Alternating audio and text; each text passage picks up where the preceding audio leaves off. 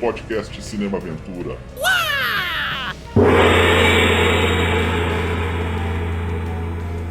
E aí pessoal, tudo bem? Sou Damiani Lobo, começando mais um Cinema Aventura Extra. E hoje para responder uma pergunta: qual foi o primeiro brucutu, do cinema? Eu vou fazer só um pequeno retorno, para definir o que é brucutu. Brucutu seria aquele, aquele herói de ação clássico dos anos 80, em que resolve ou pela sua aptidão física superior aos adversários, com o próprio corpo às vezes, ou utilizando armas, que é o que é chamado do One Man Arm. Esse cinema de brucutu, esse auge do cinema brucutu que a gente conhece, do cinema moderno, de ação, durou mais ou menos uns 5, 6 anos. Depois houve uma decadência porque o tipo de mercado também mudou, com filmes como Top Gun, Alvo Duplo, Duro de Matar. Então o cinema de ação mudou. A gente fala muito... eu participei de um podcast do Formiga Cast, eu vou colocar o link aí, que aconteceu com os heróis de ação. O que veio depois, com os malabarismos, por exemplo, do Van Damme, esse tipo de coisa, são todas produções B. O Van Damme surgiu em produções B. Então, todos os outros heróis de ação brucutus acabaram parando no cinema B, como Dolph Lundgren, Mark Dacascos, o Brandon Lee mesmo começou, mas o Brandon Lee não se encaixaria num brucutu, porque o brucutu também tem aquela expressão um pouco fechada, um pouco de mármore, Gary Daniels, da Lorenzo Lamas, então são brucutus do B.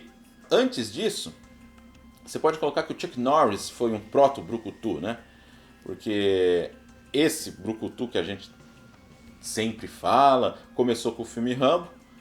O Chuck Norris surgiu um pouco antes, nas suas produções B também, mas ele vem de um outro segmento, que é o das artes marciais, surgiu no filme do Bruce Lee. Então, o Chuck Norris seria anterior ao Stallone e Schwarzenegger, que são os grandes expoentes dos anos 80. Antes mesmo dele ali, você pode dizer que o Charles Bronson seria um brucutu? Sim, de certa forma sim, apesar dele ter estrelado produções europeias, em que nem eram de ação, eram mais de policial, um suspense, algo do tipo. Os heróis de western, em alguns casos, podem ser brucutus, como Clint Eastwood, Porém, o John Wayne já vem de uma categoria dos heróis clássicos, que é aqueles heróis dos heróis clássicos de ação, que são aqueles heróis que trazem uma moral e todo um discurso por trás, E dos anos 80 são amorais, então tem toda uma diferença. Mas o que pode definir um pouco as coisas são os filmes de sandálias e espadas, que é o subgênero do cinema italiano, mais popular no cinema italiano, que surgiu com o filme Hércules, estrelado pelo Steve Reeves. Steve Reeves seria o anterior ao Chuck Norris, ao Stallone, estrelando seu personagem Hércules. Então, de 58.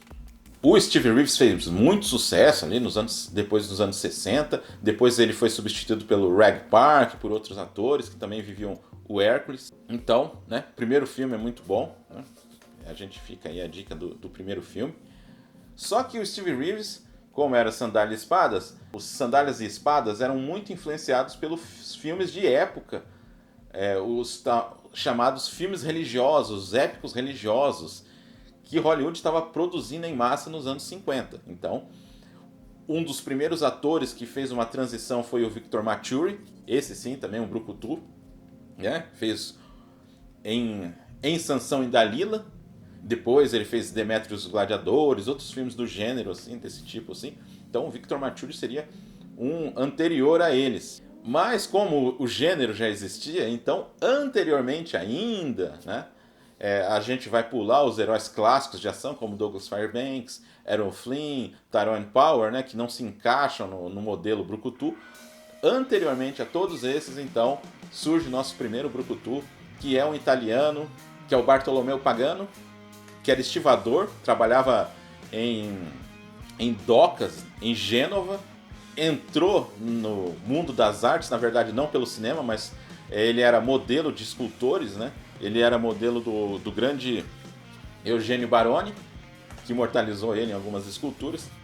E nesse meio artístico ele conheceu Giovanni Pastrone, que o escalou para o filme Cabiria, primeiro grande épico do cinema, um ano anterior ao Nascimento de uma Nação, né, que é considerado grande épico aí do cinema e tudo, mas Cabiria veio antes. É do Peplum, né, que é o gênero de andar de espadas, né, então você vê como que começou isso aí, né, em 1914, estrelado pela grande atriz do cinema mudo, a Lídia Quaranta. Nesse filme ele viveu seu personagem mais famoso, o Matiste, que o nome Matiste vem de um apelido de Hércules, que significa algo como mais, ou em algumas traduções, rocha. Ele é uma espécie de Hércules escravo, né, no começo, nesse filme. Ele vai ajudar, né, a um resgate e tudo. Então, é sim um brucutu, porque ele utiliza a força física para fazer o bem, vamos dizer assim, né? Nesse período assim, dos heróis clássicos, ele foi o primeiro brucutu. O filme foi um sucesso, o personagem fez muito sucesso, tanto que depois o Bartolomeu Pagano, aí uma outra característica também, né? Do ator assumir um papel em vários filmes. Ele fez 26 filmes como Matiste. Que depois esse personagem retornou nos anos 60, também com esses atores que eu falei anteriormente, só que aqui no Brasil foi tudo meio distribuído como Hércules. Nos anos 20, o Matiste teve como policial, depois como estivador na China, foi até parar no inferno. O Bartolomeu Pagano se identificou tanto com o personagem que ele acabou adotando o nome Matiste como seu nome legal.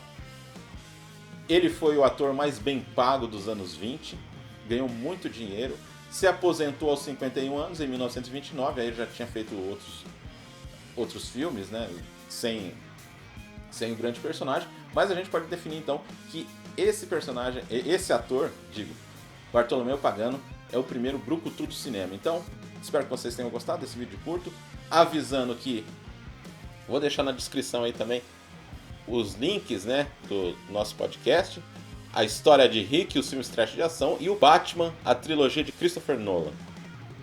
Espero que vocês tenham gostado e até a próxima. Um abraço.